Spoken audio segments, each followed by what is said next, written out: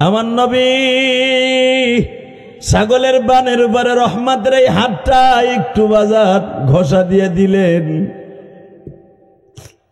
ঘষা দিতে দেরি আছে, ছাগলের বান মাটির দিকে পড়তে দেরি হচ্ছে। আবু বকর বলে, আমার নবীর ৩,৫০০ মুজিজার মধ্যে উল্লেখযোগ্য একটা মুজিজা আমার চোখের সামনে। আমি আসরের পরে বিশ্ব নবীর হাতটা বুলিয়ে দিল ছাগলের বানের উপরে। আস্তে আস্তে ছাগলের বানটা বড় হওয়া শুরু হলো। মাত্র আধা ঘন্টার ভিতরে ছাগলের বানের মধ্যে দুধগুলো ভরে গেল। এখানে রাবি লেখেন, যখনই ছাগলের গায়ে স্পর্শ করছে আমার বিশ্ব নবী, নবীর সঙ্গে স্পর্শের সঙ্গে সঙ্গে ছাগল জিহ্বাটা আসমানের দিকে তাইয়া বলে, মালিক, রহমাতুল লিল আলামিনের হাত আমার শরীরে লাগছে। আমি জানি আমি জীবনে মা হতে পারবো না, আমি জীবনে বাচ্চা দিতে পারবো না, আমার তো বাচ্চা দানি নাই, আমি জীবনে বাচ্চা হওয়ার কোনো অ্যাবিলিটি আমার নাই। তবে তোমার কাছে সবই আছে। তুমি যদি সব নবী বন্দা নবীর বিবি জাকারিয়া নবীর বিবিকে বাচ্চা দিতে পারো, আল্লাহু আকবার বলো। জাতির পিতা ইব্রাহিমের বন্দা বিবিরে যদি বাচ্চা দিতে পারো, জাকারি নবীর বিবিকে যদি 100 বছর বয়সে বাচ্চা দিতে পারো, তুমি জাকারিয়াকে প্রথম বলছিলে তোমার বিবি বন্দা, জীবনে বাচ্চা হবে না। জাকারি নবীর চোখের পানির খাতিরে যদি ইয়াহিয়াকে দিতে পারো, মালিক তুমি সবই পারো, বাচ্চা ছাড়াও দুধ দিতে পারো। মারিয়ামকে যদি স্বামী ছাড়া বাচ্চা দিতে পারো, আমার দয়ার নবী, আমার মায়ার নবী,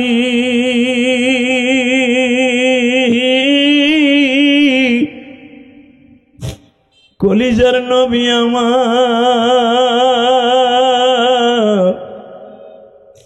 আমার পেটের নিচে হাত দিছে, আমার থেকেই সে দুধ খাইব।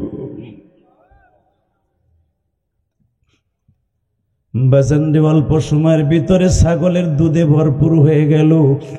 বিশ্বনবী আবু বকরকে বললেন, পাত্রের মধ্যে দুগ্ধ দহন করো। দুগ্ধ দহন করা হয়ে গেল। আমার বিশ্বনবী পান করলেন। আরো যে সাহাবীরা ছিলেন তাদেরকে পান করাইলেন। উম্মে মাবাদের কাছে ভান্ডটা ধরে দিলেন। বাবা, উম্মে মাবাদ একবার দুধের দিকে তাকায়, আর একবার বাবা ছাগলের দিকে তাকায়,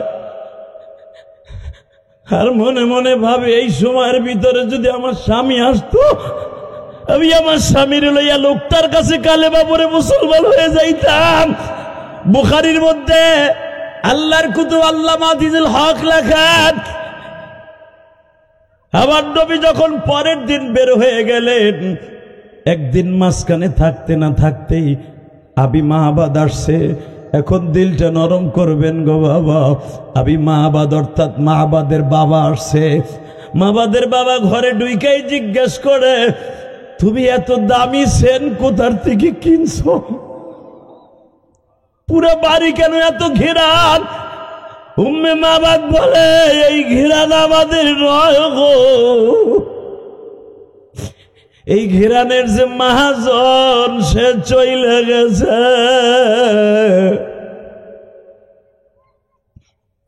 উম্মে মাহবাদ বলে, পৃথিবীতে তোর কোনো দোকানে পাওয়া যাবে না, একমাত্র নবী মুহাম্মাদের শরীরের ঘেরান এটা। জোরে জোরে জোরে জোরে জোরে জোরে। হে, আমার বাড়ি কি মুহাম্মদ আসছিল?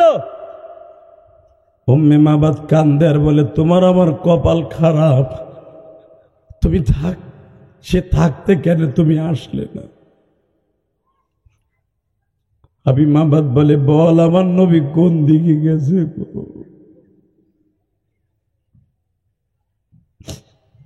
উম্মে মাহবাদ কান্দে আর বলে, তুমি শুধু ঘেরানটাই দেখলে, তুমি দেখো তো এই ছাগলটা চিনুনি? বলে, এটা তো আমার বাজা ছাগল, বন্দা ছাগল।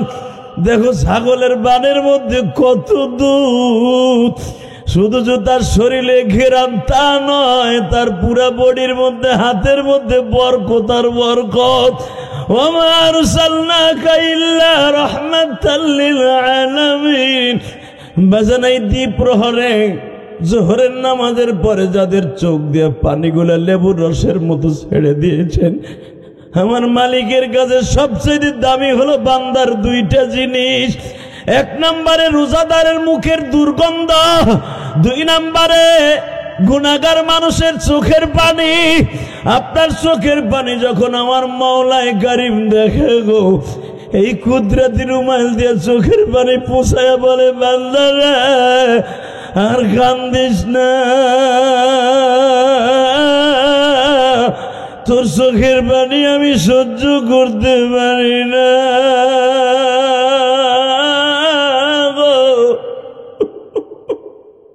হাফসা বিনত ওমর রাদিয়াল্লাহু তাআলা আনহা কর্তৃক আয়োজিত মহিলা মাদ্রাসা কর্তৃক আয়োজিত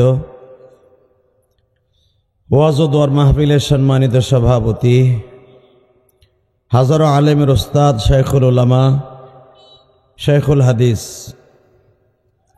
আপনাদের অত্যন্ত প্রিয় মানুষ, আজকের মাহফিলের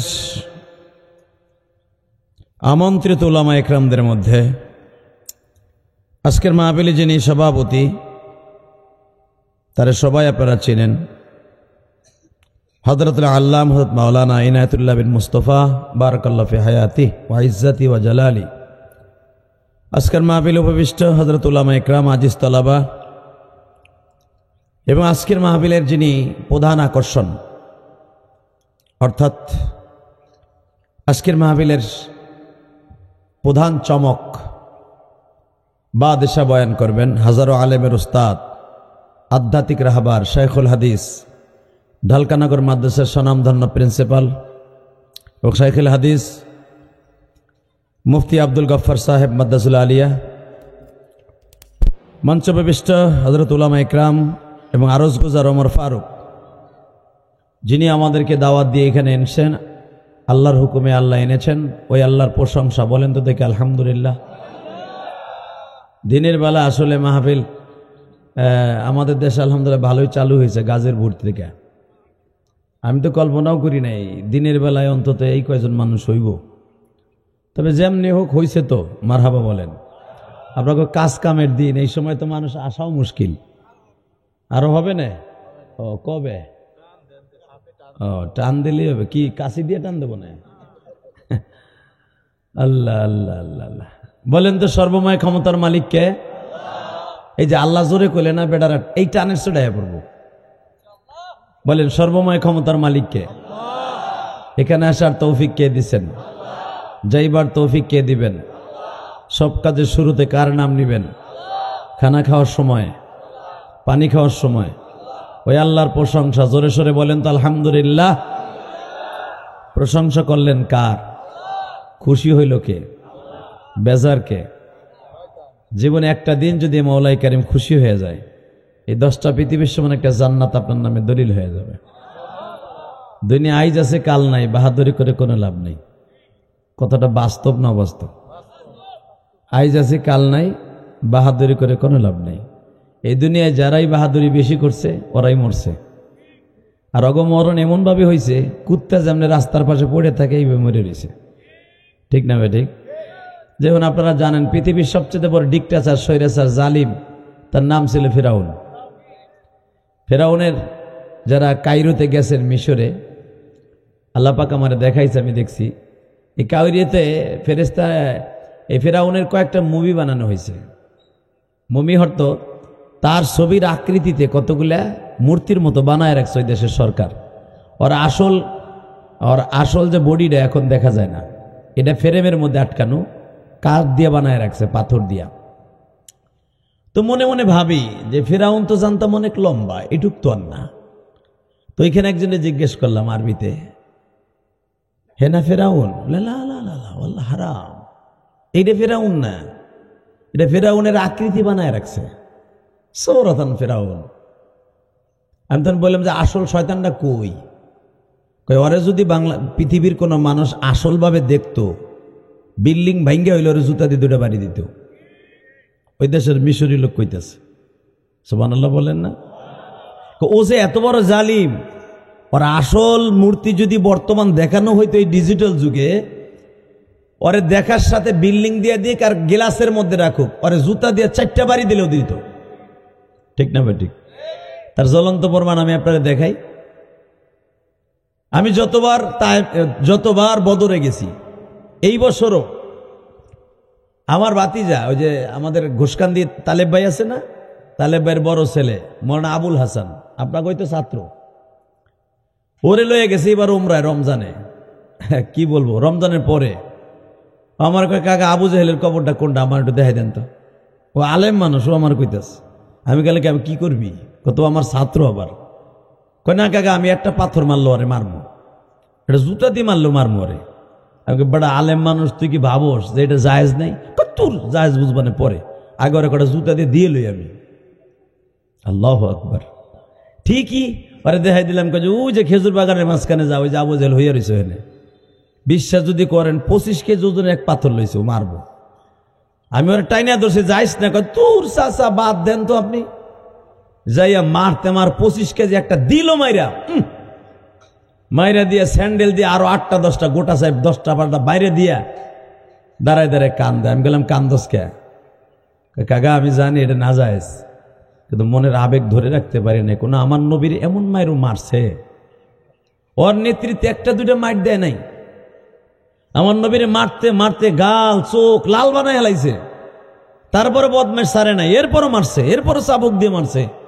এরপরে আবার ওর নেতৃত্বে নবী আমার সেজদায় গেছে, সেজদার মধ্যে পচা উঠে নারী বুড়ি, 21 দিন আগের পচা উঠে নারী বুড়ি, বোখারিতে আসছে বাবু সালাতের মধ্যে দেখবেন 21 দিন আগে পয়সা রয়েছে নারী বুড়ি উঠ।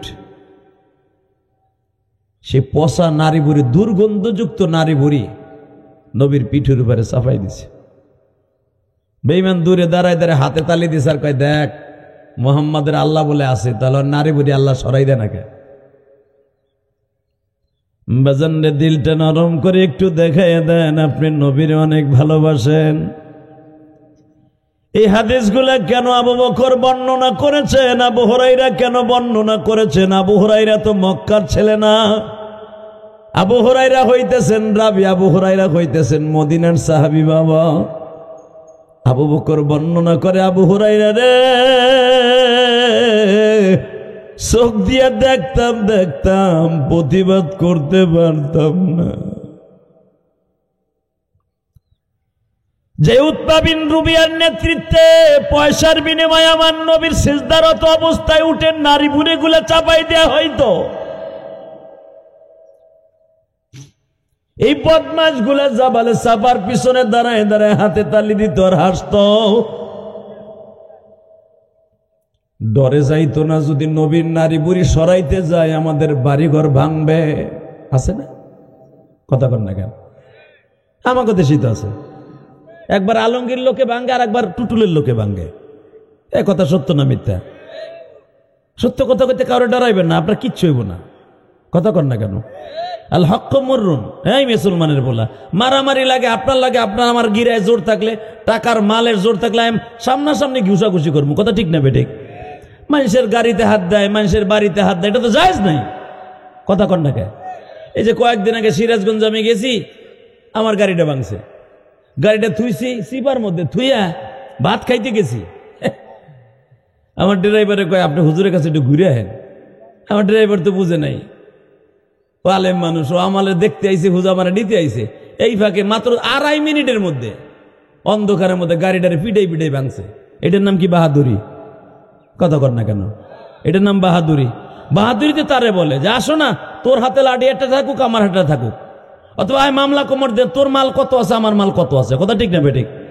এই জন্যই তো কোরআনে বলেছেন, রসুলের যুগে কারো বাড়ি ঘর ভাঙা হতো না, রসুলের যুগে কোনো বাচ্চার গায়ে হাত দেওয়া হতো না, রসুলের যুগে কোনোদিন কোনো মহিলার গায়ে হাত দেওয়া হতো না। বাহাদুরি আসস মাঠের মধ্যে প্রমাণ হবে। কথা কন না কেন? রাগ করতেছেন আপনারা? আল্লাহ আপনাদের হেফাজত করুক, জোর করে আমেন। এই যুগটা খুব কঠিন যুগ। আল্লাহ আল্লাহ।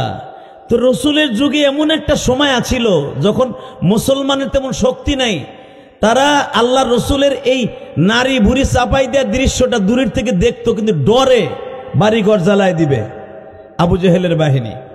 স্ত্রী পুত্রের গায়ে হাত দিবে, শিয়ানা মায়ের গায়ে হাত দিবে, রাস্তাতে বের করে পিটাবে, এই ডরে রসুলের কাছে যাইতে সাহস পাইতো না। কিন্তু রসুলের সবচেয়ে যে প্রিয় সাহাবিগুলি, এরা দুনিয়ার কোনো ভয় পাইতো না, রসুলকে বাঁচাবার জন্য পাগল হয়ে যাইত। কথা মনে বুঝাইতে পারি না আপনাদেরকে, ভালো করে বুঝেন, দিলের কানে বুঝবেন। আমি আপনাদেরই সন্তান, আপনাদেরই সন্তান, বেশি বলি ভালো বলি এটা মনে রাখতে হবে। আমারই কলিজার টুকরা ভাই, আমারই কলিজার টুকরা সন্তান, আমারই কলিজার টুকরা চাস্তো ভাই, মামাতো ভাই, কথা ঠিক না বেঠিক? আরে মিয়া, অন্য জায়গার বোয়ালের চাইতে আপনার দেশের ফুটির দাম আল্লাহর কাছে বেশি। হব্বুল ওয়াতনি মিনাল ঈমান, বিশ্বনবী বলে দেশের মানুষকে ভালোবাসা এটাও একটা ঈমানের অঙ্গ। এই যে ইনায়েত বিন মুস্তফা, ওনার বাবার অবদান পৃথিবীর, ওনার বাবার অবদান মুর্শিদপুরের মানুষ কোনোদিন শেষ করতে পারবে না। কথা বাস্তব না বাস্তব? উনি নিজের জন্য কিচ্ছু করে নাই। উনি যদি ইচ্ছা করতো এই চরপর শূন্য দিতে 5 তলা 10 তলা বিল্ডিং করতে পারতো, জীবনও করে নাই। আমি তো জানি করে নাই। যা কিছু করছে এই মাদ্রাসার লেগে চরের মধ্যে বয়ে বয়ে করছে, আপনারা সহযোগিতা করছেন, আলহামদুলিল্লাহ বলেন। আপনার সহযোগিতা না থাকলে উনি পারতেন না এটা করতে। আপনাদেরও অনেক অবদান আছে, আল্লাহর শুকর। এই যে ওমর ফারুক সাহেব, আপনাদের ছত্রছায়া, আপনাদের আত্মীয়, এখানে তার নানার বাড়ি, এখানে মামার বাড়ি, মামাদেরকে ধরে আল্লাহ পাকের ইচ্ছায় বড় আলেম, ভালো আলোচক, আজকে আপনাদের সাথে একসাথে থাইকা আল মারউ মাআ মান হাব্বা, তার সাথে আপনার ভালোবাসা, সম্প্রীতি, বন্ধন, ভালোবাসা দিয়া আজকে এত বড় একটা প্রতিষ্ঠান করে ফেলেছে, শত শত ছাত্রী। সুবহানাল্লাহ বিহামদি। পুরুষ মাদ্রাসার অভাব নাই, মহিলা মাদ্রাসা একটা দরকার ছিল, এটা ওমর ফারুক করে দেখাই দিছে।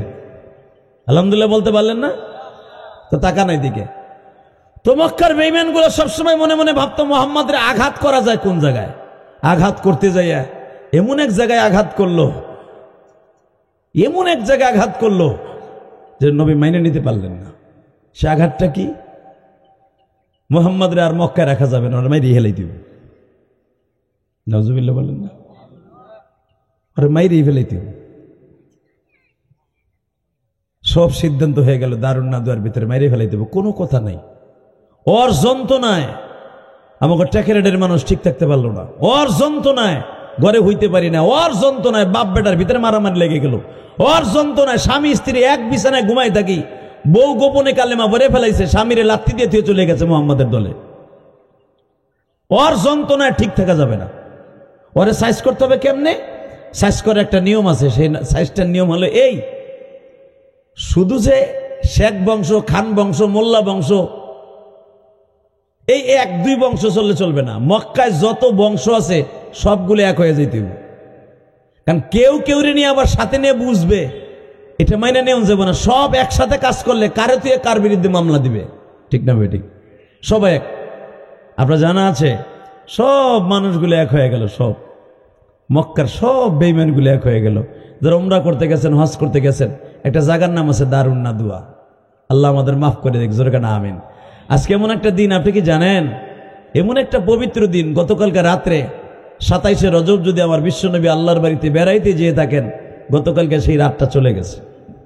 আজকে হলো দিন, আজকে কিন্তু সরকারি ছুটি। সরকারি ছুটি যখন আজকে, বুঝতে হবে এই দিনটার দাম আল্লাহর কাছে ছুটি হিসাবে আছে। কথা ঠিক না ঠিক? আল্লাহ তো মক্কার বেঈমানগুলো সব এক হয়ে গেল যে মুহাম্মদকে আর চিরতরে রাখা যাবে না, ওরে রাখতে গেলেই ঝামেলা, ওরে রাখতে গেলেই বাপ বেটার মধ্যে মারামারি লাগবে, বাপ বেটার মধ্যে কাটাকাটি লাগবে, বাপ বেটার মধ্যে রক্তপাত হবে। এটা কোন রকম মেনে নিয়ে যাবে না, আর জীবনের তরে শেষ করে দিতে হবে। এক জায়গায় বসে আলোচনায় বসলো, আলোচনার সভাপতি হইতেছে ইবলিস শয়তান। ইবলিস শয়তান পাশে বসে সিদ্ধান্ত দিল, শোনো তোমরা যে প্রস্তাব নিছো এই প্রস্তাবই সবচেয়ে উত্তম প্রস্তাব, মুহাম্মাদের রাখলেই ঝামেলা, ওরে জীবনের তরে মেরে ফেলাই দিব। ঠিক করা হলো মক্কার সবচেয়ে বড় ক্যাডার, আমার দিকে তাকাবেন আর চোখের পানি ছাড়বেন, মক্কার সবচাইতে বড় গুন্ডা, সবচাইতে বড় জানোয়ার, সবচাইতে বড় জানোয়ার উতবা বিন রুবিয়া, উতবা, সাহেবা, মুগিরা, এই বড় বড় বদমাশগুলারে ঠিক করা হইল মুহাম্মদ আজকে রাত্রি শেষ করে দেওয়া হবে। নাউজুবিল্লাহ বলেন না? আচ্ছা আপনাদের কাছে আমি একটা কথা জিজ্ঞেস করি, আমার নবী কি শত্রু ছিলেন? আমার নবী কি দুশ্মন ছিলেন? সন্ত্রাসী ছিলেন? অবশ্যই তো চোরা ছিলেন। হ্যাঁ, আরে আপনার আলেমুল আমার মুখে শুনছেন, আমার নবীর চেহারার মধ্যে এমন একটা গুণ আছিল, আমার নবীর চেহারা যদি কেউ একবার দেখতো জীবনে কোনোদিন ভুলতো না। আমার নবীর চেহারার মধ্যে এত লাবণ্যতা ছিল। আল্লাহ কোরআনে কি বলে শুনেন, আমি আয়াতগুলো পড়ি আর আপনার দিলকে নূরান্বিত করার জন্য আল্লাহু আকবার দিয়ে নিজের দিলকে ঔষধ হিসেবে গ্রহণ করবেন। وَإِنَّكَ لَعَلَى خُلُقٍ عَظِيمٍ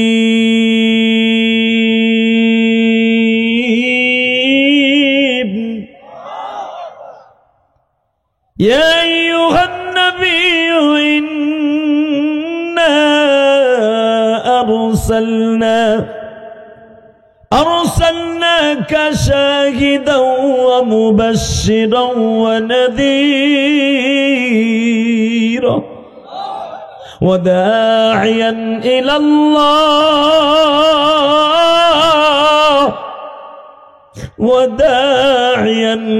الله بإذنه وسراجا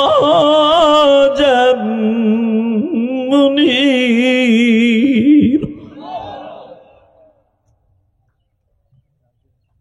পৃথিবীর কোন মানুষকে আমার আল্লাহ সিরাজাম মুনির বলে নাই, অনলি ওয়ান একজন মানুষকে সিরাজাম মুনির বলে আল্লাহ ডাক দিয়েছে। বাজান দুনিয়ার সেরাক, দুনিয়ার আলোর সিস্টেম হলো বাতি জ্বলতে হলে নেগেটিভ পজিটিভ দুইটা লাগে, ঠিক না ঠিক? আপনি খালি লাল তারটা লাগান তো বাতির সাথে জ্বলবে না, জ্বলবে কালোটাও লাগাইতে হবে, নেগেটিভ পজিটিভ। আর আমার নবী এমন একটা বাতি গো বাবা, যেই বাতির কোনো কারেন্ট লাগে না, ঠিক না ঠিক? যেই বাতির কোনো কারেন্ট লাগে না, যেই বাতির কোনো কিছু লাগে না গো বাবা, ওই বাতিটা এমন একটা বাতি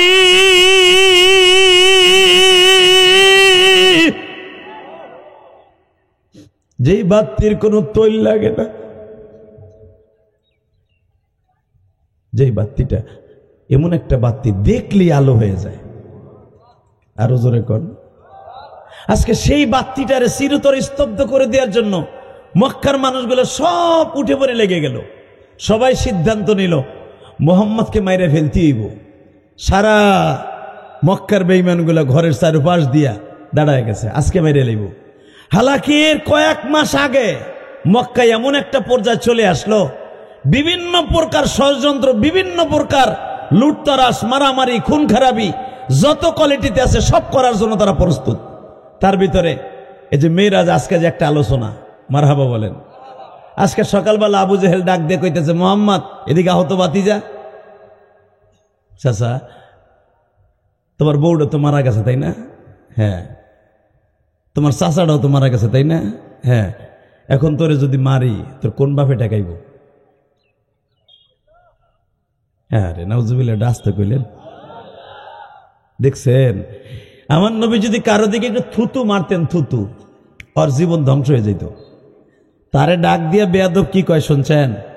আচ্ছা, তোর সবচেয়ে বড় বাহাদুরি দেখাইতে খাদিজার মারা গেছে, তোর চাচার সবচেয়ে বাহাদুরি দেখাইতে যে তোর চাচা সবচেয়ে বড় শক্তিশালী, তোর চাচার জন্য কোনোদিন তোরে সাইজ করতে পারি নাই, আজকে ওই চাচাটাও নাই, এখন তোরে মারলে কে ফিরাইব? আমার নবী তো আপনার আমার মতো অভদ্র না। লাডি একটা ধৈরেই কইব, পারলে কিছু করতে দেই, কেউ নাই তাতে কি হয়েছে, এখনো তো জান শরীরে আছে, ঠিক না বেঠিক? আমি হইলে তো তাই কইতাম। আমার নবী ঠামতো গলায় কি উত্তরটা দিলেন, চাচা ওয়া ইন্নাকা লাআলা খুলুকিন আযীম। স্রষ্টার সৃষ্টিজীবের মধ্যে যদি উৎকৃষ্টতম চরিত্রের অধিকারী দিয়ে কাউকে আল্লাহ বানায়, সে ব্যক্তি হলো আমি। আরো জোরে। আবু জেহেল বলে, তোর চরিত্র দিয়ে মাথা ধুয়ে দিয়ে খামু, তুই আমার পোলারে আমার কাছে সিনাই নিতে চাস? তুই আমার বাতিজার আমার কাছে সিনাই লেগেছে? আমার নেতা, একসাথে রাজনীতি করছি, একসাথে রাজনীতি করছো ওমর, যদিও বয়সে ছোট, ছেলেটারে লয়ে গেছ ভাগায়া, তোর দলে লয়ে গেছ। আমার মনে কি কম কষ্ট? তোরে যদি কোনোদিন সুযোগ পাই একবার হান দাই দেবো কিন্তু মোহাম্মদ। নাউজুবিল্লাহ বাড়িতে যে কইেন, নাউজুবিল্লাহ করলেই কেন লাভ, এখানে অনেক লাভ, আপনি জানেনও না কত লাভ। আমি আবার বলছি, তোরে যদি কোনোদিন সুযোগ পাই সেদিন আমি আবুল হেকাম একবার হান দায় দিব। এই কথাটা কোরআনে আল্লাহ রেকর্ড করে কি বলে জানেন? আরে আল্লাহ, নবীরে যেই হান্দাই দিতে চাইতো আল্লাহ এর হান্দাই দিত। আবুল আহাব আমার নবীরে থাপ্পুর দিছে, থাপ্পুর। আবুল আহাবার হাত দুটাকে ধ্বংস করার জন্য আল্লাহ ডাইরেক্ট কোরআনে অর্ডার দিলেন, তাব্বাত ইয়াদা আবি লাহাবিও। হে জিব্রাইল, আমি আল্লাহর ফরমান, আবুল আহাবের হাত দুটারে দুই টুকরো করে দে। তাব্বাত ইয়াদা আবি লাহাবি ওয়া তাব মা আগনা আনহু মালুহু ওয়া মা কাসাব সায়াসলা নারান যাতা লাহাবি ওয়া ইমরাআতু হাম্মালাতুল হাতাব। খালি ওরে না, আবুল আহাবরে ধরিস না, ওর মাল ধর, এবং ওর যার একটা কুটনি বেজরমা বউ আছে ওইটারও ধর। আল্লাহু আকবার বলতে পারলেন না? এই আল্লাহ শুধু পৃথিবীতে একজন নেতার বউরে ডাইরেক্ট ধরতে বলছে, একজন নেতার বউ, সে নবীর আপন চাচি, এই উম্মে জামিল। এই উম্মে জামিল কিন্তু কুরাইশ বংশের মেয়ে, সম্ভ্রান্ত পরিবারের মেয়ে। এই উম্মে জামিলের বাড়িতে আল্লাহ পাক বহুতবার আমার নিছে। জাবালে সাপার কেবলই দক্ষিণ পাশে দেখবেন, ওদের সীমারেখার ভিতরে এখনো পর্যন্ত পাহাড় ভাঙতে পারে নাই সরকার। এদের খুব শক্তি এখনো পর্যন্ত, এখন অনেক শক্তি মক্কায়, মক্কা শহরে এদের অনেক শক্তি, এদের অনেক ধন সম্পদ। এই উম্মে জামিল আবুল আহাবের বউ, এর কাম আছিল কি জানেন? 24টা ঘন্টা আমার নবীরে খালি কষ্ট দেয়া, আর কোনো কাম নাই। ও মানুষের ঘরে ঘরে হাইটা হাইটা কইতো, আমার লগে আজকে থাক, তোর পয়সা দিম, আজকে সারা রাত দিন আমার লগে ঘুরবি, তোর বেতন কত? এত। তোরে খালি বেতন দিমু, খালি মোহাম্মদের কুচ্ছ রটনা রটবি।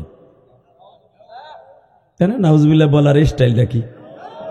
এটাকে আমি ইলিয়াস রহমান জিহাদির বদনাম করবেন চার দোকানে বইয়া?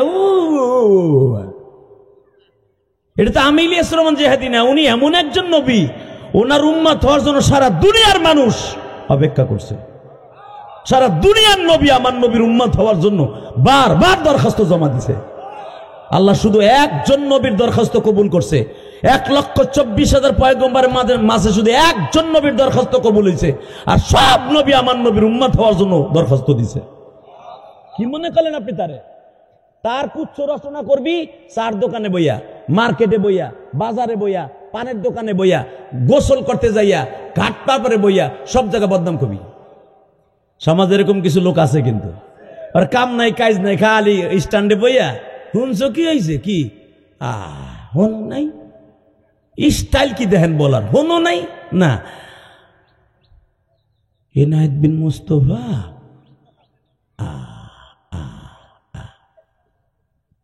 কি কমু, আমার তো জানা নাই, লেগে মানে কইলাম দশ হালাকে হ্যার একটু তলা তালাশ করে দেখেন, হ্যার যে কত বদনাম হে নিজেও জানে না। কথা কর না কেন? ঠিক এটা যে এই যুগে বাজান তা না, আমার কলিজার ভাইরা, আপনার আমার এলাকার মানুষ বুঝবেন, এই যুগে ছিল তা না। আজ থেকে 1445 বছর আগে ওই শয়তানিটা ছিল। এই মহিলা ভাড়া করছে টাকা দিয়া, তুই খালি মোহাম্মদের বদনাম কবি, এই জন্য তোর বেতন দিব। হঠাৎ করে দেহে চাষিটা অসুস্থ, এবার কানবেন, চাষিটা অসুস্থ 3-4 দিন, আর দেহে বাজারে বুজারে গেলে কেউ কয় না যে মোহাম্মদ তোমার চাষি দিয়ে আমার কাছে বদনাম করে গেল, আর তুমি আহ আমাকে লাগে ভালো ব্যবহার করতে। এটা বুঝলাম না তো, চাষি যেই চাষি তোমার এত আদর করে লালন পালন করে, সেই চাষি তোমার বদনাম কয়, আর তুমি যে কি ব্যবহারটা কও, চাষির কথার সাথে তোমার ব্যবহারের সাথে তো মিল নাই। হঠাৎ করে দেখে সপ্তাহখানিক চাষি আর বদনামও কয় না, রাস্তাঘাটে কোনো কাটাকুটাও বিছায় না। বেজান্নে বিশ্ব নবী আস্তে করে চাষির বাসায় গেলেন, রুমালটা গায়ে দিয়া। ঠিক দুপুরের দিকে যায় দেখে চাষি আমার ভাল্লুকে জ্বর হইছে। ভাল্লুকের গায়ে যে জ্বর আসে 24 ঘন্টা, ওই জ্বর হইছে ওর, মেলিয়ে জ্বর। নবীজি চাষির সামনে বয়ে কয়, চাষি আমি এই জন্যই তো কই যে আমার রাস্তায় কাটা নাই কে, আর রাস্তায় রাস্তায় আমার বদনামের লোক নাই কে। সূরা লাহাবের তাফসিরে দেখবেন, আবুল লাহাবের বউ আর একদিক মুখটা ঘুরে কয়, আল্লাহ তোকে কি আমার বাড়ি সেরা পর্যন্ত আসার সুযোগ দিল, তুই কি মরতে পারলি না? আরে আরে রহমতের নবী রহমত। চাষির মুখের দিক তাকায় বলে, চাষি আমি দোয়া করি আপনি ভালো হয়ে যাবেন। তোর দোয়া আমার ভালো হইতে হবে না, তুই যদি মরস আমার কাছে সবচেয়ে বেশি ভালো লাগবে।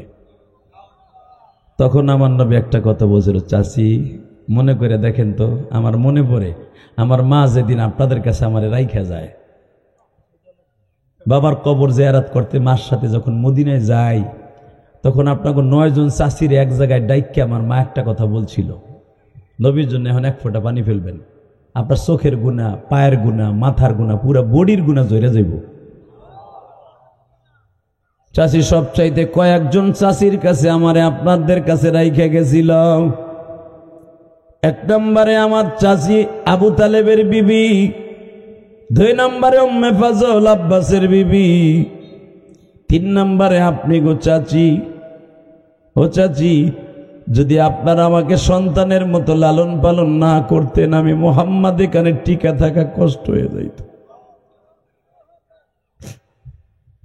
আমি 6 বছর বয়সে মা হারাইছি গো।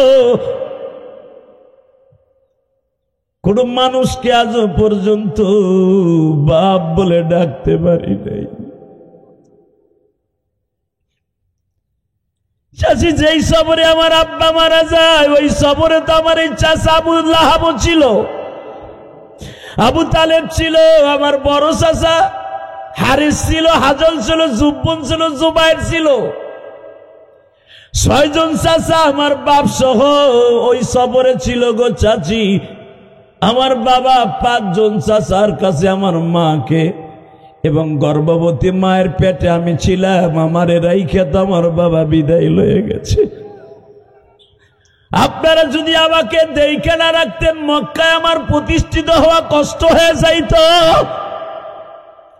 শুধু একটা কথা বলি গো চাচি, এমন একদিন আসবে আমারে দেখার জন্য আপনি আফসোস করবেন, সেদিন আর দেখতে পারবেন না।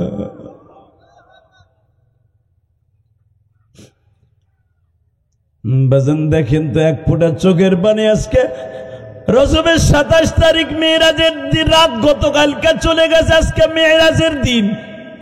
যদিও মেরাজের দিনে কোনো রোজা নাই, নামাজ নাই বাবা, এই দিনে চোখের পানি দিয়ে যদি কেউ দুরূদ পড়িয়া নবীর কাছে একটা দরখাস্ত, আল্লাহর কাছে দরখাস্ত সাবমিট করে, ওই মানুষটা মৃত্যুর আগে একদিন হলো আমার নবীর জীবনে একবার স্বপ্নে দেখতে পারবে।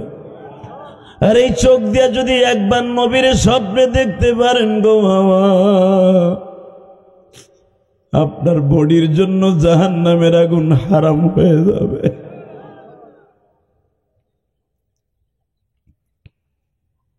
বিশ্বনবী বললেন, চাচি আমি এই জন্যই তো ভাবতাছি, কেন আমার রাস্তায় রাস্তায় বদনামের লোক নাই, কেন আমার রাস্তায় কেন কাটা বিছানো নাই।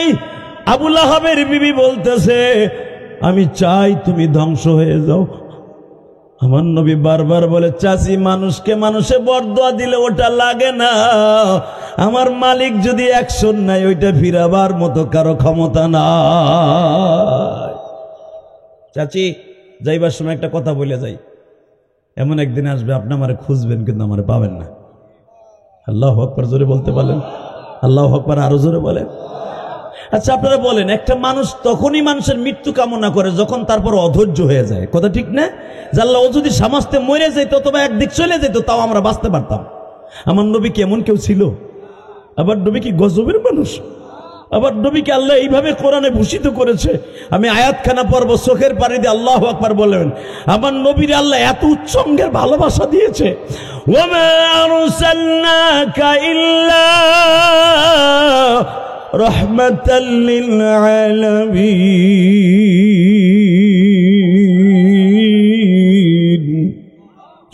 লাকাদ কানা লাকুম ফি রাসূলিল্লাহি উসওয়াতুন হাসানাতুন লিমান কানা ইয়ারজুল্লাহা ওয়াল ইয়াউমাল আখির। যারা কিয়ামতকে বিশ্বাস করো, যারা আখিরাতকে বিশ্বাস করো, তাদের জন্য আমি আমার নবীকে এমন মডেল রাইখা দিলাম। নবীর চরিত্র নদী উত্তম আদর্শই তোমাদের জন্য উত্তম আদর্শ। এ মুসলমান ভাইরা, পৃথিবীতে যার আদর্শে আদর্শবান হতে বললেন আল্লাহ, উনি কোনদিন আপনার আমার সামনে গজব হয়ে আসতে পারে না, সারা দুনিয়ার রহমত ছিলেন তিনি। ঠিক না বেঠিক? জোরে কর, আরো জোরে জোরে। হে চাচা তাকান এদিকে, আমার নবী এমন একটা রহমত, সারা দুনিয়ার ভিতরে এমন কোন মানুষ আল্লাহ বানায় নাই। তার জ্বলন্ত প্রমাণ দেয় হিজরাতের দিন উম্মে মাবাদ নামে একজন সাহাবীর নাম শুনছেন না আপনারা? এই উম্মে মাবাদের বাড়ি আল্লাহ পাক আমার একবার নিছে, আলহামদুলিল্লাহ বলেন। আপনি যখন খায়বারে যাবেন, খায়বারে যাইবার সময় খায়বার থেকে 29 কিলোমিটার দক্ষিণে রাস্তায় নিম্ন। এই কথা যখন শুনছি না একটু মায়া হয়েছে যে এই দেশের জাহিলিয়াতের যুগের নিয়ম হলো যারা ক্যাডার মার্কা লোক, এরা কোনো অনুমতি নেয় না, দাম করে ঢুকে কয় এই জায়গা আমার, এইখানে বমু, এটাই আমি করবো। কিন্তু এই লোকটা এতবার অনুমতি চায়, অবশ্যই লোকটা ভদ্রলোক। উম্মে মাবাদের মা পর্দার কাপড় সরাইয়া তাকায় দেখে পূর্ণিমার চাঁদ উটের পরে বসা। আরে পূর্ণিমার চাঁদ বসা। উম্মে মাবাদকে বলে যাই বল তোর আব্বা কি কইলো না কইলো ওটা পরে, ওনারে ঘরে আসতে কর। কিন্তু দেখেন আপনারা যে 4 জন মানুষ আসছেন, আমার স্বামী বাসায় তো নাই, আপনাদের ঘরে জায়গা দিতে পারবো না। ওই যে আমার ওখানে উটের খামার আছে, কয়েকটা উট ওখানে থাকে, ছাগল ভেড়া বকরি থাকে, ওইখানে আপনারা তাবু গেড়ে থাকতে পারেন। রহমাতুল্লিল আলামিন উটের খামারের পাশে বসছে, উটগুলা জিব্বা বের করে দিয়ে আসমানের তাকায় বলো, ওই আসমানের মালিক যারা তুমি সারা দুনিয়ার রহমত বানাইছো, সে আজকে আমাদের তাবুর কাছে। এই মহিলা তো চিন্তাছে না, আমরা তো ঠিকই চিনে ফেলছি।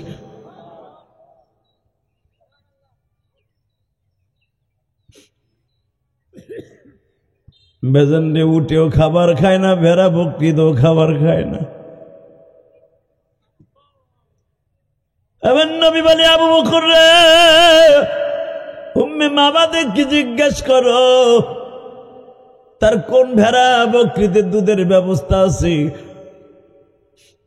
উম্মে মাবাদ বলে দেখেন আমার উটগুলাও গাভীন, যেটা আপনারা বুঝবেন ওটাই বলি, উট গাভীন, ভেড়া বকরি সবই গাভীন, দুধের কোন আলামত আমাদের ঘরে নাই। নবী আমার বলেন ওই যে আপনার ঘরের সামনে যে 2টা ছাগলি বান্ধা দেখা যায়, ছাগল ওর থেকে একটা ছাগলের থেকে একটা দুধের ব্যবস্থা করেন। উম্মে মাবাদ বলতেছে তোমার ওই নেতা কি পাগল নাকি? ভাবছিলাম বেটার মাথায় অনেক কিছু আছে, এই ছাগলের মাথার কি কেমনে থাকে, এটা তো বান্দা, এটার আমি বিক্রি করে রাখছি, এটা হলো হিজরা, এটার কোনো ছেলে মেয়ে হবে না জীবন, এটা ছাগল, এটা দুধ দিবে না। নবী বললেন ওটাই থেকে আমি দুধ দিব।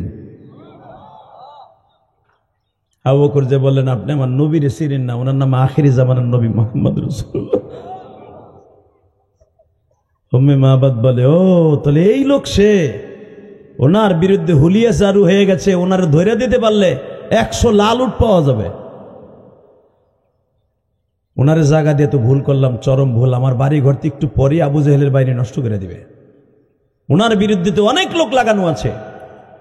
হযরত আবু বকর বলেন শোনেন গো, ভালো করে বুঝেন, ওনাকে মারার মতো মানুষ পৃথিবীতে কেউ জন্ম নেয় নাই। ওনারে ধরার জন্য সুরাকা বিন মালিক বহুত চেষ্টা করে নবীর তালাশ করেও পেয়েছিল, নবীর কাছে আসতে পারে নাই।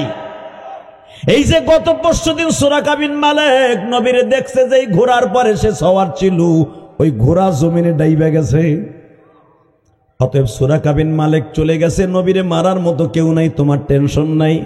এবার দিলটা নরম করবেন গো বাজার, দেখি আমার নবীর দেশে যাওয়ার জন্য কার কার নিয়ত আছে। নবীর দেশ দেখার জন্য নিয়ত যদি থাইকে থাকে, এই চোখ দিয়ে যদি নবীর দেশ দেখার নিয়ত থাকে, চোখের পানি আগে আনতে হবে। চোখের পানি ছাড়া নবীর দেশে যাওয়া সম্ভব না। টাকা থাকলেই হজ করতে পারে না, উমরা করতে পারে না। হজ উমরা করার জন্য কপালের দরকার, কথা ঠিক না বা ঠিক? উম্মে মাবাদ বলে উনি এই ছাগলের থেকে দুধ দেবে কেমনে, দেখি ওনার হাতে কি মজেজা আছে দেখি। আবু বকর আস্তে করে ছাগলটা টেনে নিয়ে বিশ্ব নবীর কাছে নিয়ে আসলেন। আমার নবী ছাগলের বানের উপরে রহমতের এই হাতটা একটু বাজার ঘষা দিয়ে দিলেন। ঘষা দিতে দেরি আছে, ছাগলের বান মাটির দিকে পড়তে দেরি হচ্ছে না। আবু বকর বলে, আমার নবীর ৩,৫০০ মুজিজার মধ্যে উল্লেখযোগ্য একটা মুজিজা আমার চোখের সামনে। আমি আসরের পরে বিশ্ব নবীর হাতটা বুলিয়ে দিল ছাগলের বানের উপরে। আস্তে আস্তে ছাগলের বানটা বড় হওয়া শুরু হলো। মাত্র আধা ঘন্টার ভিতরে ছাগলের বানের মধ্যে দুধগুলো ভরে গেল। এখানে রাবি লেখেন, যখনই ছাগলের গায়ে স্পর্শ করছে আমার বিশ্ব নবী, নবীর সঙ্গে স্পর্শের সঙ্গে সঙ্গে ছাগল জিহ্বাটা আসমানের দিকে তাইয়া বলে, মালিক, রহমাতুল লিল আলামিনের হাত আমার শরীরে লাগছে। আমি জানি আমি জীবনে মা হতে পারবো না, আমি জীবনে বাচ্চা দিতে পারবো না, আমার তো বাচ্চা দানি নাই, আমি জীবনে বাচ্চা হওয়ার কোনো অ্যাবিলিটি আমার নাই। তবে তোমার কাছে সবই আছে। তুমি যদি সব নবী বন্দা নবীর বিবি জাকারিয়া নবীর বিবিকে বাচ্চা দিতে পারো, আল্লাহু আকবার বলো। জাতির পিতা ইব্রাহিমের বন্দা বিবিরে যদি বাচ্চা দিতে পারো, জাকারিয়া নবীর বিবিকে যদি 100 বছর বয়সে বাচ্চা দিতে পারো, তুমি জাকারিয়াকে প্রথম বলছিলে তোমার বিবি বন্দা, জীবনে বাচ্চা হবে না। জাকারিয়া নবীর চোখের পানির খাতিরে যদি ইয়াহিয়াকে দিতে পারো, মালিক তুমি সবই পারো, বাচ্চা ছাড়াও দুধ দিতে পারো। মারিয়ামকে যদি স্বামী ছাড়া বাচ্চা দিতে পারো, আমার দয়ার নবী, আমার মায়ার নবী,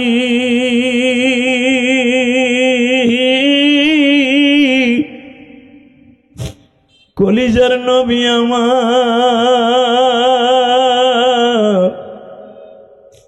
আমার পেটের নিচে হাত দিছে, আমার থেকেই সে দুধ খাইব। বাজানরে অল্প সময়ের ভিতরে ছাগলের দুধে ভরপুর হয়ে গেল। বিশ্বনবী আবু বকরকে বললেন, পাত্রের মধ্যে দুগ্ধ দহন করো। দুগ্ধ দহন করা হয়ে গেল। আমার বিশ্বনবী পান করলেন। আরো যে সাহাবীরা ছিলেন তাদেরকে পান করাইলেন। উম্মে মাবাদের কাছে ভাণ্ডটা ধরে দিলেন। বাবা, উম্মে মাবাদ একবার দুধের দিকে তাকায়, আর একবার বাবা ছাগলের দিকে তাকায়, আর মনে মনে ভাবে এই সময়ের ভিতরে যদি আমার স্বামী আসতো, আমি আমার স্বামীর লইয়া লোকটার কাছে কালেমা পড়ে মুসলমান হয়ে যাইতাম। বুখারীর মধ্যে আল্লাহর কুতুব আল্লামা আজিজুল হক লেখেন, আমার নবী যখন পরের দিন বের হয়ে গেলেন, একদিন মাঝখানে থাকতে না থাকতেই আবি মাহবাদ আসছে। এখন দিলটা নরম করবেন গো বাবা। আবি মাহবাদ অর্থাৎ মাহবাদের বাবা আসছে। মাহবাদের বাবা ঘরে ঢুইকাই জিজ্ঞেস করে, তুমি এত দামি সেন কোথার থেকে কিনছো? পুরো বাড়ি কেন এত ঘেরান? উম্মে মাহবাদ বলে, এই ঘেরান আমাদের নয় গো, এই ঘেরানের যে মহাজন সে চলে গেছে।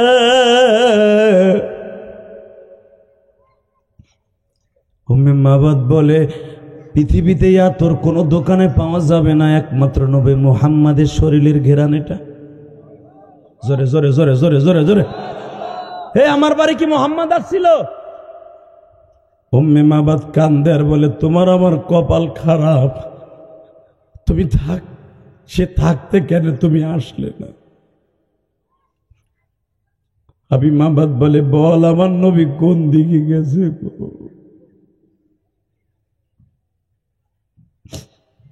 উম্মে মাহবাদ কান্দে আর বলে, তুমি শুধু ঘেরানটাই দেখলে, তুমি দেখো তো এই ছাগলটা চিনুনি? বলে, এটা তো আমার বাজা ছাগল, বন্দা ছাগল। দেখো ছাগলের বানের মধ্যে কত দুধ। শুধু যে তার শরীরে ঘেরান তা নয়, তার পুরা বডির মধ্যে, হাতের মধ্যে বরকত আর বরকত। ওমা আরসালনাকা ইল্লা রাহমাতাল লিল আলামিন। বাজানাই দ্বীপ প্রহরে জোহরের নামাজের পরে যাদের চোখ দিয়ে পানিগুলা লেবুর রসের মতো ছেড়ে দিয়েছেন, আমার মালিকের কাছে সবচেয়ে দামি হলো বান্দার দুইটা জিনিস। এক নম্বরে রোজাদারের মুখের দুর্গন্ধ, দুই নম্বরে গুনাহগার মানুষের চোখের পানি। আপনার চোখের পানি যখন আমার মাওলায়ে কারীম দেখে গো, এই কুদরতি রুমাল দিয়ে চোখের পানি পোছায়া বলে, বান্দারা আর কান্দিস না, তোর চোখের পানি আমি সহ্য করতে পারি না।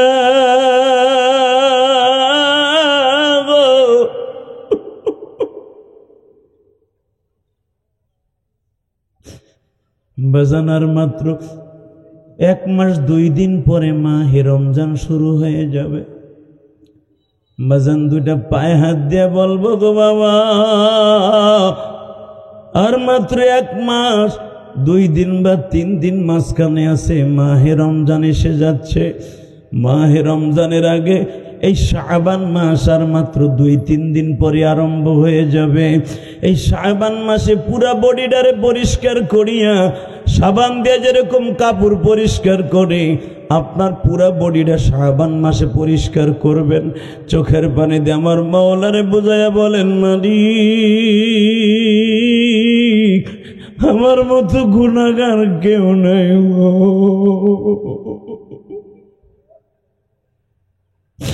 আমার মতো গুনাহগার কেউ নাই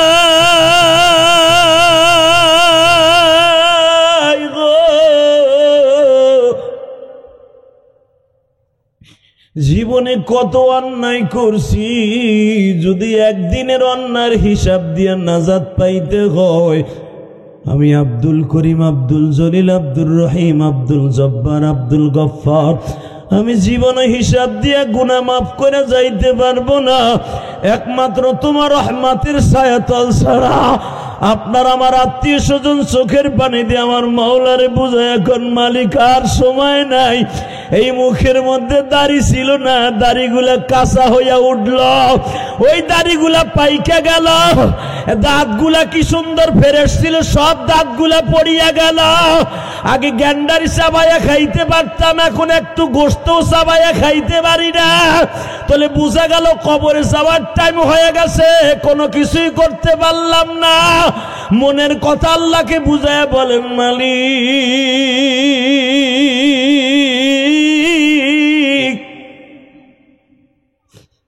তুমি মাফ না করলে কার কাছে যাইয়া দাঁড়াবো? যদি এইভাবে বুঝাইয়া বলতে পারেন, চোখের পানি এখনই কবুল হয়ে যাবে। বলেন তো আল্লাহুম্মা আমিন। আল্লাহু আকবার জোরে বলেন তো, আল্লাহু আকবার আরো জোরে বলেন। আল্লাহ কি মাফ করতে পারে না? পারে, বিশ্বাস হয়? আমার নবী একটা আয়াত পড়লেন, কুল ইয়া ইবাদিয়াল্লাযীনা আসরাফু আলা আনফুসিহিম লা তাকনাতু মির রাহমাতিল্লাহ ইল্লা মান তাবা ওয়া আমানা ওয়া আমিলা আমালান সালিহা ইউবাদদিলুল্লাহু সাইয়্যাতিহিম হাসানা ওয়া কানা আল্লাহু গফুরুর রহিমা। এই আয়াত নাযিল হওয়ার পরে রাসূলের কাছে একজন সাহাবী এইভাবে খোরাইতে খোরাইতে আসছে। মারহাবা বলেন। পূর্ণিমার চাঁদের মতো চেহারা, যার চেহারার রূপ ধারণ করে জিবরাইল 40 বার নবীর কাছে আইছে। আরে আরো জোরে কোন, যখন 40 বার আইছে, বুঝেন জিবরাইল তার রূপ ধারণ করে কেমন সাহাবী এটা। হঠাৎ করে বিশ্বনবীরে বলে, ইয়া রাসূলুল্লাহ আপনি যে বললেন সব গুনাহ মাফ হয়ে যাবে, সব গুনাহ মাফ হবে, আমার মনে বিশ্বাস আসে না। নবী বলে, আমি বলার পরে বিশ্বাস আসে না, এমন কি গুনাহ কও? নবী শুনবেন তাহলে, বলো আমার নাম সেই দাহিয়া। কোন দাহিয়া তুমি? লেশ লেশ মাফি মুশকিল, কি সমস্যা তোমার? তুমি কোন দাহিয়া? লেশ। হুজুর আমি সেই দাহিয়া, আমার নিজের হাতে 151টা মেয়েকে জিন্দা দাফন করছি। পৃথিবীতে আমার মতো পাষণ্ড মানুষ আল্লাহ একজনও বানাইছে কিনা আমি জানি না। নবী বলে, তুমি কি বললা? ওয়া ইযাল মাউদাতু সুইলাত বিআইয়ি যামবিন কুতিলাত। তোমাদের মতো যারা মেয়েদেরকে জিন্দা দাফন করতো, কিয়ামতের মাঠে তোমাদেরকে আল্লাহ প্রশ্ন করবে। ওই মেয়েটা বলবে, বিআইয়ি যামবিন কুতিলাত, হাই বাবা আমার অন্যায় কি ছিল, কেন তুমি আমার জিন্দা দাফন করছো? তুই কি সেই দাহিয়া? জি দাহিয়া, আমার জানতে খুব ইচ্ছা করে তুই কেমনে জিন্দা মানুষ দাফন করতি, তোর কি মায়া লাগতো না? সব বাদ দিলাম। অন্য মেয়েদেরকে আমি দাফন করতাম পয়সার বিনিময়ে, কিন্তু আমারটা দাফন করছিলাম কিসের বিনিময়ে তাই বলেন? আপনি যে বলে ফেললেন সব গুনাহ মাফ করবে, আমার বিশ্বাস সব গুনাহ মাফ হইব না। নবী বলে আমি গ্যারান্টি দিলাম তো সব গুনাহ মাফ। আরো জোরে, আরো জোরে। শুধু গুনাহ মাফ না, ইউবাদদিরুল্লাহু সাইয়্যাতিম হাসানা। যত গুনাহ করছো গুনাহ মাফ হবে তো হবেই, খালেস তওবা করলে ওই গুনার জায়গাটা ফিল আপ করবে আমার আল্লাহ, ভরপুর করবে নেকের দ্বারা। দাহিয়া আমি বলে আমি এটাও বিশ্বাস করি না, এই গুনাহ মাফ হইতে পারে না। 151টা মেয়েরে আমার নিজের হাতে দাফন করছে, এর ভিতরে 4টা 5টা মা সহ দাফন করছে। কারণ মা দৌড়ে আমার সাথে পাও চাইপা ধরছিল, আমার মেয়েটারে নিও না, আমার মেয়েটারে মাইরো না। ইদা বুশিরা হাদুম বিল উনসা যাল্লা ওয়াজহা মুসাওয়াদ্দা ওয়া হুয়া কাদিম। ও নবী, এই মদিনা মক্কার মধ্যে যখনই মেয়ে হইতো এই খবরটা শোনা যাইতো, যাল্লা ওয়াজহা, সমস্ত বাবার চেহারাটা পূর্ণিমার চাঁদের জায়গায় আমাবস্যার অন্ধকারের মতো হয়ে যেত। ওই মেয়েটারে মেরে ফেলার জন্য বাজারে বইয়া দোকানে বইয়া ফার্মের মুরগির মতো জিমাইতো, আমার মেয়েটারে কে মাইরে দিবা। ওই ডিউটিটা আমার ছিল। কয়েকটা মাস ছিল আমারে বাধা দিতে, মারে একটা কোপ দিয়া কোদাল দিয়ে মা সহ আমি মেরে ফেলাইছি। আমি সেই দাহিয়া। আপনি আজ থেকে 14-15 বছর আগে কেন মদিনায় আসেন নাই? আমার এই বৃদ্ধ বয়সে কেন আইছেন? আল্লাহু আকবার জোরে বলতে পারলেন না? দাহিয়া বলতো কেমনে কি করতি। এখন কানবেন, সময় কিন্তু কম, চলে যাব যে কোনো মুহূর্তে, কারণ আজকে আমার ঢাকায় বিশাল বড় প্রোগ্রাম। বাবা, আমার এই গ্রামের মানুষগুলা এত বড় গুনাহ কোনোদিনও করেন নাই। করছেন? করেন নাই। দাহিয়া বলে হুজুর আমার লাইফের ইতিহাস জানেন? জানেন না। আপনার বয়স কত হবে তাও আমি জানি না, তবে আমি দাহিয়ার চাইতে আপনার বয়স বেশি না। আল্লাহু আকবার জোরে বলতে পারলেন না? বরঞ্চ আমি আপনার থেকে বয়সে বড়ও হতে পারি। কিন্তু আমার দুঃখের বিষয়, আপনি যে বললেন লা তাকনাতু মির রাহমাতিল্লাহ, আমার নবী বলে এটা আমি বলি নাই, আমার আল্লাহ বলেছে। আল্লাহ মাফ করে দিবে, আল্লাহ মাফ করে দিবে। ইউবাদদিরুল্লাহু সাইয়্যাতিম হাসানা ওয়া কানাল্লাহু গফুরুর রহিমা, আল্লাহ নিজে বলেছেন। বলো নবী, তাহলে শোনেন, আমি সিরিয়ার উদ্দেশ্যে ব্যবসায় গিয়েছিলাম।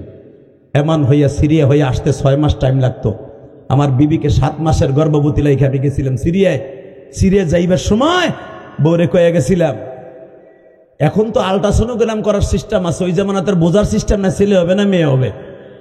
আমি দাহি আমার বউরে বলে গেছিলাম, যদি আমার মাইয়া হয় তুই নিজে দাফন করে দিস, তাহলে তুই আমার বেটার বউ, একবারে 100 বউ। আর যদি তুই আমার মাইয়া হওয়ার পরে না মারস, মনে করবো তুই আমার শত্রু।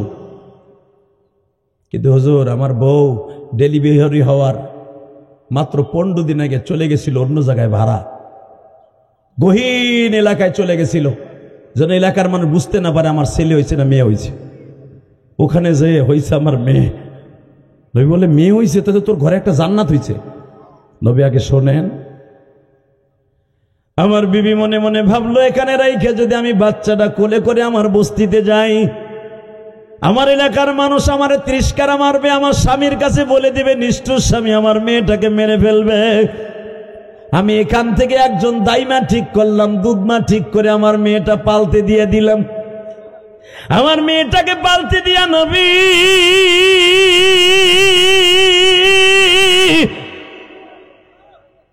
1 বছর 2 বছর নয়, আমার বিবি 5 থেকে 6 বছর পর্যন্ত ওই বাড়িতে টাকা দিয়ে পেলেছে।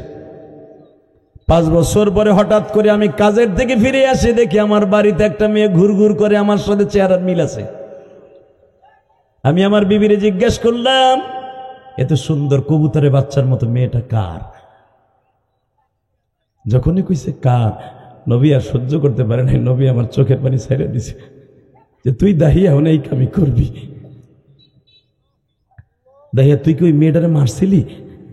ইয়া রাসূলুল্লাহ, এই জন্যই তো বলছি পাইকারি দামে বলেন না, সব গুনাহ মাফ হইব। বলতো দাহিয়া, বলতো হুজুর আমার মেয়েটা আমার সামনে দিয়ে কবুতরের বাচ্চার মতো ঘুরে, কিন্তু আমার বিবি বলতে সাহস পায় না মেয়েটা তোমার। আমার মুভমেন্টটা দেখতেছে, আমার পরিস্থিতি দেখে আমার স্বামী কি করে।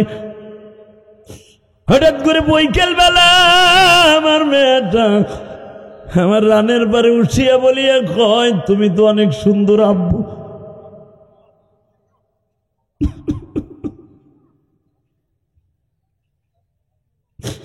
নবী আমার চোখটা বন্ধ করে বলে, দাহিয়া রে, সূর্যি পাষণ্ড জানোয়ারের মতো কাজ করতো জাহিলিয়াতের যুগ, তুই কি করলি? নবী বলে, লম্হস্বক ঘটনা নবী, এখনো শেষ হয় নাই, আমার পাঠ এখনো শেষ হয় নাই। কি করলি রে দাহিয়া?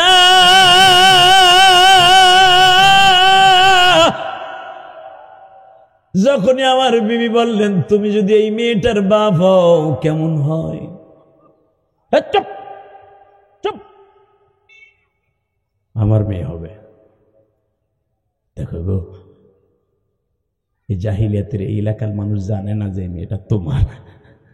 আসলে আমার মেয়ে হয়েছিল, এটা তোমার মেয়ে। দেখো তোমার সাথে সুন্দর চেহারার মিল আছে। আমি ওরে মাইরে ফেলতে চাইছিলাম, কিন্তু মারি নাই। কেন জানো?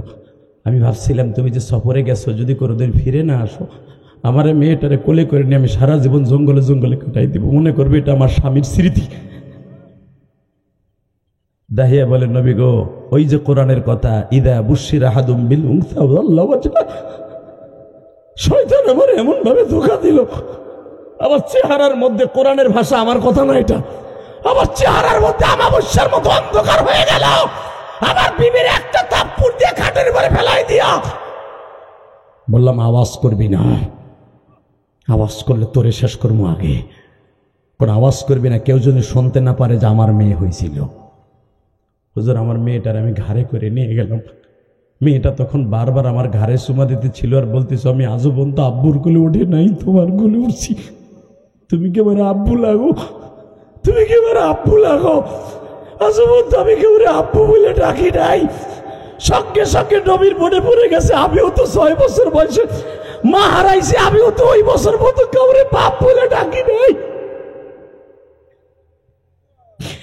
দাহিয়া রে, তুই কি করলি বল রে দাহিয়া? নবী আমার বাড়ির থেকে 12-13 কিলোমিটার দূরে চলে নিয়ে গেলাম। সৌদি আরব যারা সফর করছেন বাবা, এখনই তো বাবা মক্কার থেকে মদিনার থেকে কিছু দূর গেলে আর বাড়িঘর নাই। এই ডিজিটাল যুগে যদি না থাকে, ওই যুগে তারও বাড়িঘর ছিল না। নবী মেয়েটার এইভাবে ঘাড়ে করিয়া ফেলাইয়া যখন জানোয়ারের মতো লয়ে যাইতেছি, মেয়েটা বারবার বলে, আব্বু আমার ঘাড়ের মধ্যে ব্যথা লাগতেছে। আমি মেয়েটার কোনো কথা না শুনিয়া নিজের হাতে কোদাল দিয়ে গর্ত খনন করলাম। যখন গর্ত খনন করতেছি, ছোট্ট ছোট্ট সিলেটের বালুর মতো পাথরের কণাগুলা দাড়ির মধ্যে ঢুকতেছে। নবী আমার চোখটা বন্ধ করে বলেন, দাহিয়ারা, সত্যি কি তোর মেয়েটারে তুই দাফন করলি? বলে, নবী এখনো শেষ হয় নাই, আপনি না কইছেন সব গুনাহ মাফ হইব, শোনেন আগে। এরপরে কি করলি? আমি আর শুনতে চাই না, বল এরপরে কি? নবী, গর্ত হয়ে গেল, আমি বুঝতে পারছি, আন্দাজ করতে পারছি আমার মেয়ে আর উঠতে পারবে না।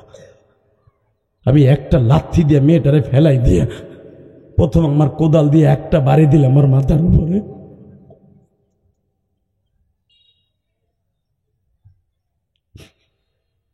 কচি কবুতরের বাচ্চার মতো জমিনে পড়ে যায় গো। কিন্তু সবচাইতে নবী এখনো পর্যন্ত আমি কেন ঘুমাইতে পারি না জানেননি কেন? আমি যখন আমার মেয়েটাকে সর্বশেষ একটা পাথর দিয়া বাড়ি দিয়ে মেরে ফেলি, মেয়েটা হাতগুলো এইভাবে দিয়া বলতেছিল, বাবা গো, আমার একা ফেলাইয়া যায় ওটা গো বাবা।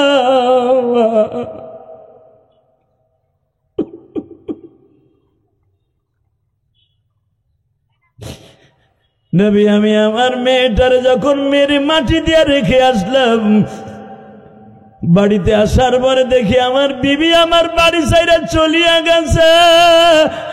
আমি রাতের অন্ধকারে একা একা ঘুমাই।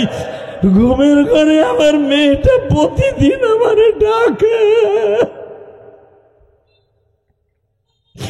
যখনই ঘুমের মধ্যে ডাক দেয়, আব্বা আমার একা রাইখা যাইও না গো আব্বা।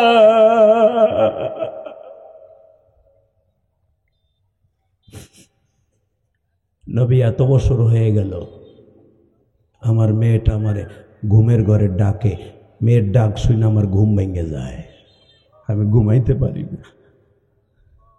নবী এবার বলেন আমার এই গুনাহ মাফ হইব না? নবী বলে তোরে তো টার্গেট করে কয় নাই রে দাহিয়া, আল্লাহ বলছে যত গুনাহ করবা যদি শিরক না হয় আমি মাওলা মাফ করে দিব। আর তুমি যখন এই জানোয়ারের কাজ করছো তখন তুমি আনোয়ার ছিল না, এখন কালেমা পড়ে হইছে আনোয়ার, এখন তো আর করবা না রে দাহিয়া, রব্বে কারিম তোমারে মাফ করে দিছে। আমার কলিজার ভাইরা, আমার বাজানরা যারা বসে আছেন, মালিককে একটু বুঝাইয়া বলেন, মালিক আমি জানি এমন গুনাহ করছি, ওই গুনার কথা যদি আমার বিবি জানতো একটা দিন আমারে ভাত রাইন্দা খাওয়াইতো না। জীবনে এমন গুনাহ করছি বন্ধু মহলে বসে, যদি আমার বন্ধু জানতো আমারে বন্ধুর খাতায় রাখতো না। আমার গুনার কথা যদি আমার বাবাই জানতো আমার বাবা আমার ছেলে হিসাবে পরিচয় দিত না। আমার গুনার কথা যদি এই টাকারাটের মানুষগুলো জানতো, কোন দোকানে আমার চা খাইতে ডাকতো না। আমি ইলিয়াসুর রহমান জিহাদের কেউ একটা আদর করে ডাইকা স্টেজে বসাইয়া কথা শুনতো না, আমারে কেউ ডাইকা মুহাব্বত করতো না।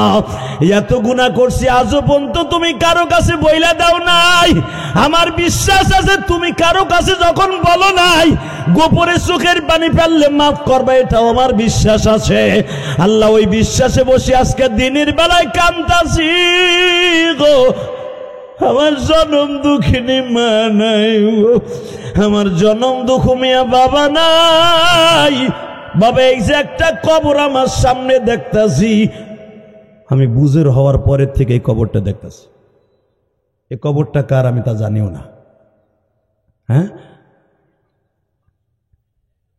যদি আপনাদের দুইটা পাও ধরে বলে দিয়ে যাই, এরকম একটা কবর আমারও হবে, ঠিক না ঠিক?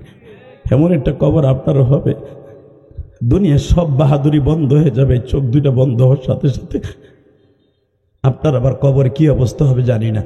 তবে কবরের কথা চিন্তা করে যদি মেহেরবানি করে কোনোদিন কোনো একটা মাহফিলে বসে চোখের পানি ছেড়ে দিয়ে একদিন আল্লাহরে বুঝায় কইতে পারেন, আল্লাহ আমার মাফ করে দেও না, আমার বিশ্বাস আপনার চোখের পানি কবুল হবে।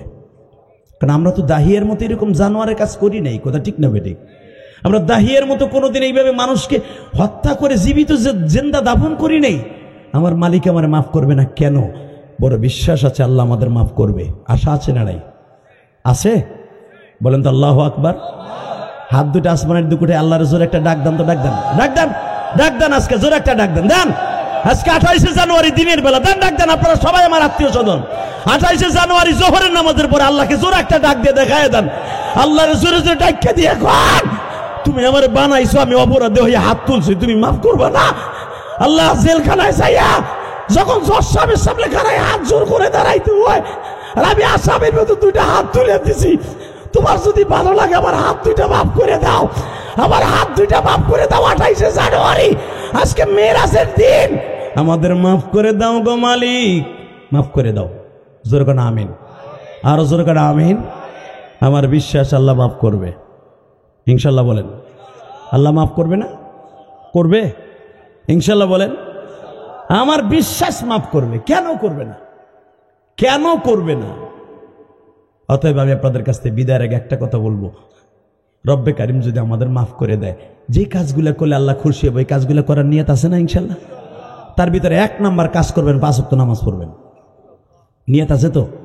কে কে 5 ওয়াক্ত নামাজ পড়বেন দেখে আল্লাহকে হাত তুলে দেখান তো। আল্লাহ দেখো তো কি সুন্দর নিয়ত করছে আল্লাহ, আজকের দিনে তোমার নবী মিরাজের থেকে আসছে, মারহাবা বলেন। একটু 2টা মিনিট কথা বলে যাইগা, নামান হাত নামান। এই যে আজকের দিনটা, আজকের দিন, আজকে জানেন আপনি এই দিনের ফজিলত কত? রাত্রে আমার নবী 50 ওয়াক্ত নামাজ নিয়ে আসছে। আজকে সকালবেলা আবু জেহেল আমার নবীর ডাক দেয়া কয়, মোহাম্মদ নতুন কোনো খবর আসেনি? খবর আসেনি মানে চাচা, সুবহানাল্লাযী আসরা বিআবদিহি লাইলাম মিনাল মাসজিদিল হারাম ইলাল মাসজিদিল আকসা। চাচা আমি মসজিদে হারাম থেকে মসজিদে আকসায় গেছিলাম। আবু জেহেল ভেটকাই দিয়ে কি কয় জানেন? হ্যাঁ রে বেটা, এরকম একটা বাটপারি কথা আর জীবনে পাস না। হ্যাঁ, মসজিদে হারাম থেকে মসজিদে আকসা 6 মাসের রাস্তা, এটা কি সম্ভব যাওয়া? আমার নবী বলে, চাচা আল্লাহ সম্ভব করলেই সম্ভব। কথা বলেন না কেন? ঠিক না বেঠিক? আল্লাহ সম্ভব করলে সম্ভব না? সবচাইতে অসম্ভবকে সম্ভব করতে পারে কে? আবু জেহেল ডাক দেওয়ার সাথে সাথে বলতেছে, এই বেটা গাঁজাখুরি কথা কইতে সাহস পাস না, এখান থেকে যাইতে লাগে 6 মাস, আসতে লাগে 6 মাস, কিছুদিন থাকতে 1 বছর সময় জায়গা বাইতুল মুকাদ্দাস যাইতে আর আইতে। তুই কইতেছ এক রাত্রে গেছ, আবার কইতেছ আল্লাহর বাড়িতে গেছি, 50 ওয়াক্ত নামাজ আনছি। আচ্ছা আমরা বিশ্বাস করি বা না করি, তোর বন্ধু আবু বকরে ডাক দেই, সুবহানাল্লাহ বলেন। এইবার দেখবো আবু বকরের মতো প্রেমিক কয়জন আছেন। রেডি? হ্যাঁ আবু বকরে দিগাও, শুনছো কি হয়েছে? তোমার বন্ধুরে তো আটকে হেলাইছে কথা দিয়া। কই কেমনে জানো না? না, ট্যাকেরেটের মোড়ে ভিড় যে হানুমানে খাড়া করাইয়া দিছি, কে গেরা করে লাগাইয়া। কই কেমনে? দিছি। জিগা কেমনে দিছি? আবু বকর বলে, আরে নাদান রে, কেউ বিশ্বাস না করলো আমি আবু বকর বিশ্বাস করি। নবী আমার কেঁদে দিয়ে বলে, আবু বকর আমি তোরে খালি হাতে ফিরাইতে পারি না, আমার মালিক একটা লকব দিছে এখন জিবরাইলের দ্বারা, গায়রে মাতলু দিয়ে আওয়াজ দিছে আমারে। আপনার আবু বকর এত বড় আমার মিরাজের আলোচনা মাইনা নিল, এই আজকের কথা এই জন্য বলে দিয়ে গেলাম। আপনার আবু বকর যখন মাইনা নিছে, আমি আল্লাহ আমার আবু বকরে খালি হাতে ফিরাই দিতে পারি না। আজ থেকে আবু বকর সিদ্দিক। জোরে জোরে জোরে জোরে জোরে জোরে জোরে জোরে জোরে। আমার নবী যে 50 ওয়াক্ত নামাজ নিয়ে আসছে, কোনো অবিশ্বাস আছে? জোরে বলেন। তাহলে আপনি বিশ্বাস করলেন তো আজকের দিনে। আমিও আপনাদের সাথে বিশ্বাস করাবার জন্য বলে গেলাম, 5 ওয়াক্ত নামাজ পড়বেন, 50 ওয়াক্ত সওয়াব পাবেন। কোনো কিলে কওয়াল আছে? এর ভিতরে কোনো সন্দেহ আছে? যদি আপনার সন্দেহ না থাকলে আপনিও সিদ্দিক। আল্লাহু আকবার জোরে বলেন। আর আপনি সিদ্দিক, আবু বকর সিদ্দিকের গাড়িতে জান্নাতে যাবেন ইনশা। সিদ্দিকবাদীর সিদ্দিক শব্দের অর্থ হল সত্যবাদী, সত্য কথা গাওয়াহি দেনেওয়ালা, সত্য কথা শুননেওয়ালা, সত্য কথা বলনেওয়ালা। অতএব সদা সর্বদা সত্য কথা বলবেন, মিথ্যা থেকে দূরে থাকবেন, সেটারই বাটপারি করবেন না, কারোর সাথে কারো মাল লুণ্ঠন করবেন না, কাউরে ঠকাবেন না, নিজে ঠকবেন না। ইনশা। সবাই ভালো থাকবেন, সুস্থ থাকবেন।